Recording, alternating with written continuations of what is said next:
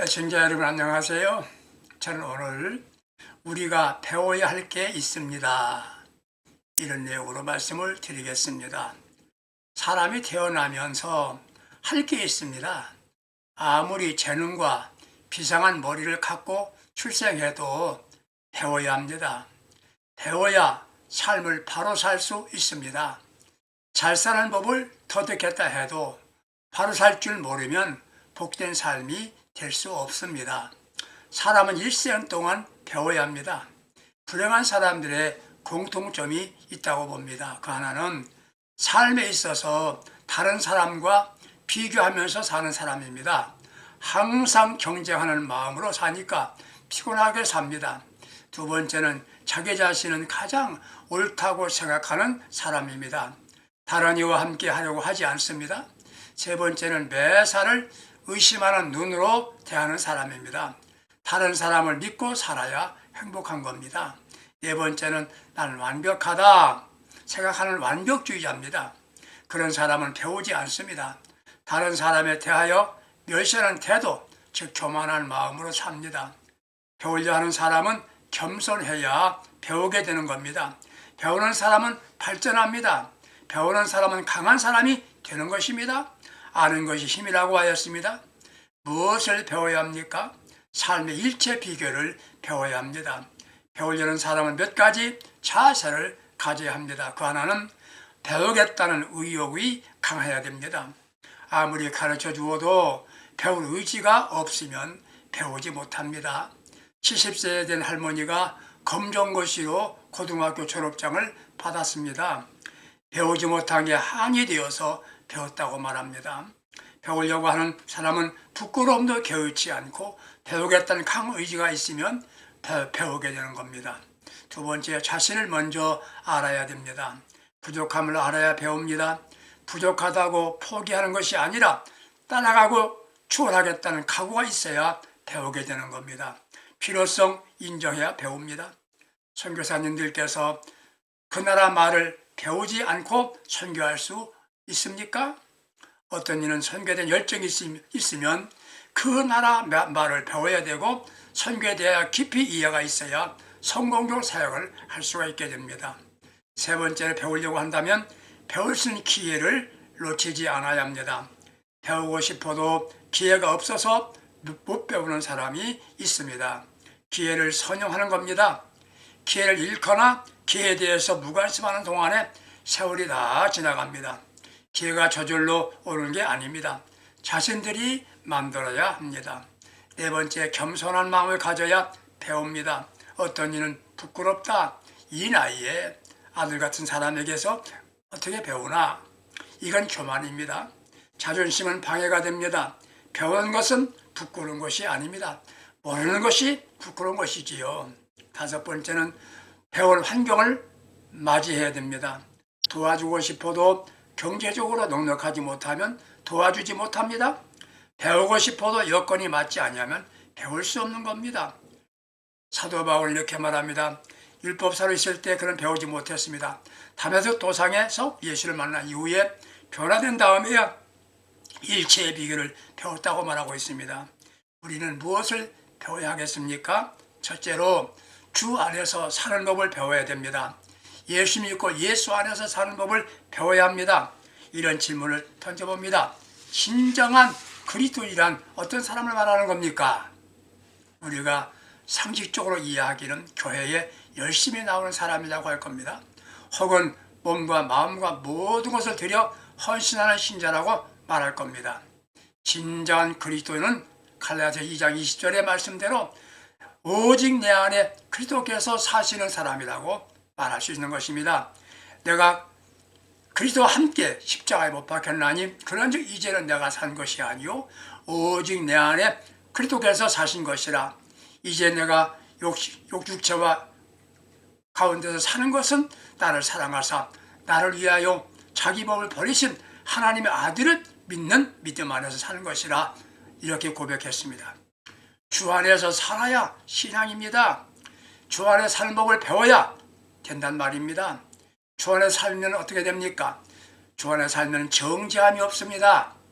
바울이 기록한 로마서에는 이방인의 죄인이다. 이방인도 죄인이다. 유대인도 죄인이다.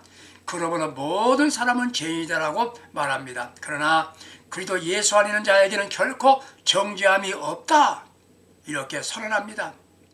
우리는 과거에 죄인이라는 말 많이 하고 들었습니다. 이 말에 실감이 나지 않았습니다. 정죄함이 없다는 말에도 무슨 말인지 모르는 사람들이 많습니다. 내가 죄인이다 깨달은 사람은 좋은 신앙인입니다. 왜 회개하지 않습니까? 자신이 죄인이라는 것을 도무지 깨닫지 못했기 때문입니다. 내가 무슨 죄를 범했느냐? 내가 무슨 죄가 있어? 이러는 겁니다. 마음으로 생각하는 것까지 주님께서 아시기 때문에 우리 주님 앞에는 변명할 여지가 없습니다. 죄인임을 알고 눈물로 죄를 고백하고 회개하면 주께서 우리의 죄를 사하여 주시는 것입니다. 이제부터는 너의 죄를 사했다라고 말합니다. 주님 앞에 눈물로 고백하고 회개하면 내 죄를 사했다라고 말하십니다. 그 이후에 누구도 정죄하지 못합니다. 우리 주 예수 안에서 살기 때문에 누가 우리를 죄인이라고 할 수 없게 된다는 말입니다. 주 안에 있으면 영생을 얻게 됩니다. 우리가 세상에 살면서 두 가지를 잊지 말아야 합니다. 하나는 죽음입니다. 사람은 누구라도 죽습니다. 모두셀라 같은 장소에서 969세를 살았어도 그는 결국 죽었습니다. 건강을 위해서 생식을 하고 운동을 하고 별의별 일 다 해도 사람은 죽게 되어 있습니다. 미국의 대통령을 지낸 존 애덤스 씨가 재치와 유머가 넘치는 분이었습니다. 그런 말년을 아주 초라한 낡은 집에서 지내게 되었답니다. 한번 지인이 찾아와 물었습니다.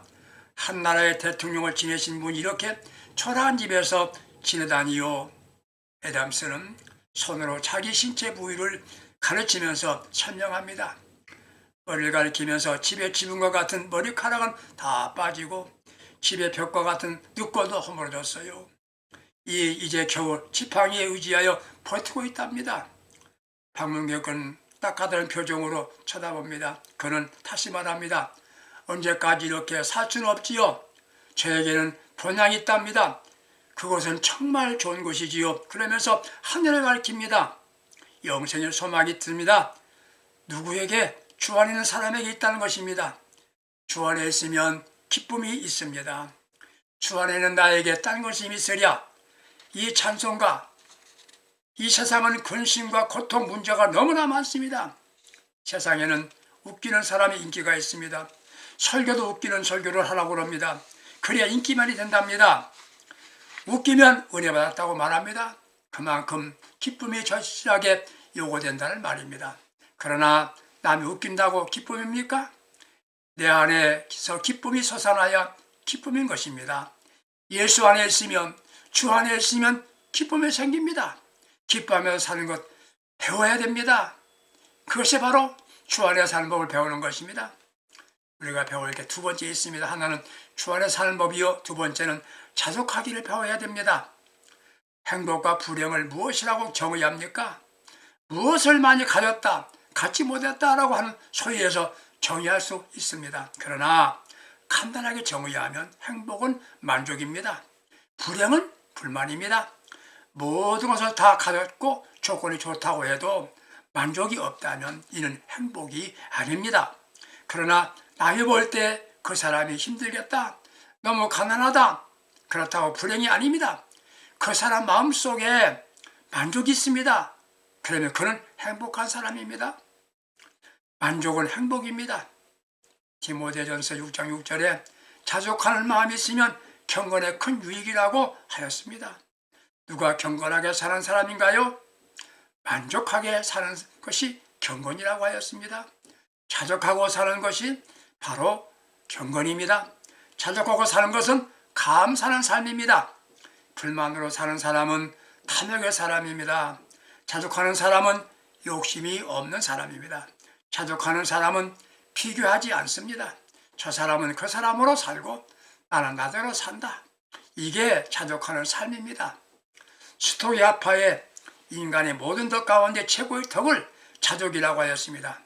자족하라고 사는 법은 누가 두 가지로 말할 수 있습니다. 하나는 자기 마음에 욕심을 제거하는 겁니다. 선민 이스라엘 이 가나안의 약속을 받고서도 들어가지 못했습니다. 이유는 자족을 모르고 살았기 때문입니다. 주로 먹는 문제로 불만이 많았습니다. 불만은 광야에서, 만족은 가나안입니다. 불만은 광야이고 만족은 가나안입니다. 두 번째, 마음을 비워야 합니다. 마음에 섭섭한 마음이 지배하고 있으면 만족이 없습니다. 우리는 세상에 살면서 자족하기를 배워야 합니다. 연기하는 사람들을 보세요. 대본을 따라 울기도 하고 웃기도 합니다. 어떻게 그렇게 눈물을 흘리면서 연기할 수 있느냐? 울 수 있느냐? 물었습니다. 그는 이렇게 말합니다. 우는 연기를 할 때는 가장 슬펐고 억울했던 것을 생각하고 웃는 연기를 할 적에는 가장 좋았고 즐거웠던 일을 상상하면 웃음이 진짜 나온답니다. 우리는 자꾸 좋았던 것만을 생각하면서 자족하고 사는 법을 배워야 합니다. 배운다는 말은 공부한다는 의미도 있고 경험한다는 의미가 있습니다. 기뻐하고 만족하게 사는 법을 배우고 경험해야 합니다. 이게 그리스도인들이 배워야 할 학습 과제인 것입니다. 배우기 위해서는 가르치라는 말이 있습니다. 배울 것이 없으면 가르치라는 교훈입니다. 인생에는 졸업이 없습니다. 학생은 졸업장이 있지만 인생은 끝까지 배워야 되지 졸업장은 없는 것입니다. 우리는 배우고 가르칠 수 있어야겠습니다. 뭘 배워야 됩니까? 우리는 모든 것을 할 수 있는 법을 배우라고 하였습니다. 팔방미인이라는 말 들어보셨죠? 어디를 보아도 잘한다는 말이지요. 한 군데도 흠잡을 데가 없는 여인을 지칭하는 말입니다. 만능박사라는 말 기억하시지요? 못하는 것이 없다는 말이지요. 기쁨으로 사는 법을 배우고 만족하게 사는 법을 배우는 사람들은 바로 팔방미인 만능박사가 되는 겁니다. 이걸 완전히 터득하려고 한다면 어떡합니까? 고난 극복을 배워야 합니다. 고난을 극복하는 방법을 배워야 됩니다. 신앙인에게도 핍박도 있고 환난도 있습니다. 그것을 만날 때 잘 극복하는 비결을 터득해야 합니다. 그래야 지속적으로 기쁨으로 복되게 살 수가 있습니다. 예수 믿고 살다 보면 보는 축복이 올 것이라고 잘못 배우는 것이 있어요. 축복은 고난의 터널을 지난 후에 옵니다. 고난의 터널을 잘 통과하는 법을 배워야 합니다. 요셉도 욥도 다 그러하였습니다. 고린도후서 11장 23절 27절을 보면 바울이 당한 어려움을 이렇게 말하고 있습니다. 옥에 갇히기도 했습니다. 매도 수없이 맞았습니다. 여러 번 죽을 뻔했습니다. 그리고 디모데 후서 9장 12절을 보면 디모데에게 편지하기를 너는 속히 오라고 그럽니다. 고독하다는 겁니다. 사람이 그리웠습니다. 대만은 배신했습니다. 고독하다는 것, 이것을 참기가 어려운 겁니다.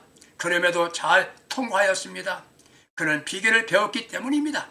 핍박이 있습니까? 힘드십니까? 고독하십니까? 고난이십니까? 이것을 극복하는 비결을 배워야 합니다. 어떻게 극복하는 법을 배울 수 있을까요? 나는 그리스도의 고난에 참여한다는 생각입니다. 우리가 예수님의 이름으로 억울한 말을 듣거나 손해볼 때가 있습니다. 그런 때 무슨 생각을 합니까? 예수님의 고난당함을 생각해야 합니다. 우리 예수님은 더 억울한 누명을 쓰셨다. 나라고 이런 일이 아무것도 아니다. 이렇게 생각하면 극복할 수가 있다는 것이지요. 두 번째는 고난은 나에게 유익이라고 생각을 해야 됩니다. 그래야 고난을 극복할 수가 있는 것입니다. 유치원에서 소풍을 갔습니다.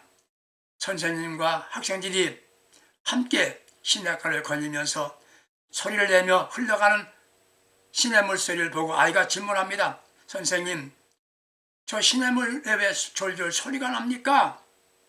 왜 소리가 납니까? 선생님께서 이 책 저 책을 참고해서 알아보았습니다. 한 가지였습니다. 시냇물에 돌멩이가 있기 때문이었습니다. 사람이 고난이 있기 때문에 아름다운 기도와 찬송 소리를 내게 하는 것입니다. 사람이요, 감기에 걸리게 되는데 감기는 몸을 건강하게 하고 생활을 개선해 주는 것이라고 합니다. 오래 살고 싶으면 감기에 걸려라, 그런 말도 있습니다. 감기만 잘 앓고 나면 암도 고칠 수 있다고 합니다. 감기 같은 고난을 잘 극복하라는 말입니다. 고난을 극복하는 비결을 배워야 합니다. 고난은 죄를 씻어줍니다. 회개하게 하기 때문입니다. 마음속에 깊은 지혜를 알게 합니다. 고난을 극복함으로 삶이 한 단계 한 단계 높아지는 것입니다. 고난은 꼭 죄의 결과로 오는 것만은 아닙니다. 더 좋은 의미가 있다는 것을 알아야 합니다. 나를 사랑하사 훈련시키시는 기회로 올 수도 있습니다. 욥기를 보게 되면 고난의 의미를 네 가지로 찾아볼 수가 있습니다. 첫째는 교육적 의미가 있습니다. 부모가 자녀를 꾸짖을 것은 가르치기 위함인 것과 같습니다. 사랑하는 자를 징계하신다는 말과 같습니다. 두 번째는 종말론적 의미가 있습니다. 세상에 의미 두지 말라. 세상에 소망을 두지 말고 하늘 아래 소망을 두고 살아라. 고난은 장차 올 영광과 좋기 비교할 수 없다는 것을 알게 하는 겁니다. 세 번째 의미는 대속적 의미가 있습니다. 예수께서 우리를 위하여 대신 고난을 받게 하신 것을 알게 하는 것입니다. 네 번째 고난의 의미는 위탁적 의미가 있는 것입니다. 바울은 육체의 가시 때문에 자고하지 아니했다고 고백했습니다. 우리는 잘 배우는 영적인 생도 학생이 되어야겠습니다. 뭘 배워야 됩니까? 일체의 비결을 배우십시다. 예수 안에서 기쁨으로 사는 법을 배우시기 바랍니다. 두 번째, 예수 안에서 자족하고 사는 법을 배워야 합니다. 세 번째, 어떤 고난도 극복할 수 있는 비결을 배워 가장 복되고 아름다운 성도가 되어주시기를 바랍니다. 감사합니다.